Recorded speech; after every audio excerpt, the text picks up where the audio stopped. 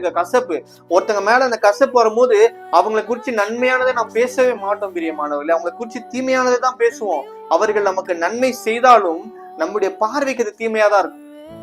நம்மள அக்செப்ட் பண்ணிக்கவே முடியாது. அந்த மாதிரி நிறைய பேருடைய குடும்ப ரூவினா இருக்கு பிரியமான. அநேகருடைய குடும்பம் கெட்டு போயிருக்கு. ஒரு கணவன் மனைவிக்குள்ள இப்படி ஒரு சூழ்நிலை வந்துச்சுன்னா நினைச்சு பாருங்க, அந்த கணவன் செய்கிறதை எனக்கு மனைவி எப்படி ஏற்றுக்கொள்வா, இல்ல அந்த மனைவி செய்யறது அந்த கணவன் எப்படி ஏற்றுக்கொள்வா? குடும்பம் பிரிவதற்கான காரணம் மனக்கசப்பு. இது சொல்றதுக்கான ஈகோ. இன்னொரு டேர்ம்ல சொன்ன ஈகோ. அவங்க மேல அவங்க மன்னிக்க கூடாது, அவங்க கிட்ட பேசக்கூடாது. அது எல்லாம் வச்சு நீங்க என்ன பண்ண போறீங்க பிரியமானவர்களே? நீங்க மறிச்சு போனீங்கன்னா எல்லாம் முடிஞ்சு போச்சு. நீங்க இவ்வளவு வைராகியத்தை எதுக்கு காட்டணும்னா தேவ பக்திக்கு வைராகியத்தை காட்டணுமே தவிர ஒருத்தரை மன்னிக்கிறதுக்கு வைராகியத்தை காட்டக்கூடாது. ஆஃப்டர் ஆல் ஒரு மன்னிப்பு உங்களால அதை செலுத்த கொடுக்க முடியலன்னா நீங்க என்னத்தை கொடுப்பீங்கன்னு நினைக்கிறீங்க தேவனுக்கு? தேவன் சொல்லியிருக்காரு,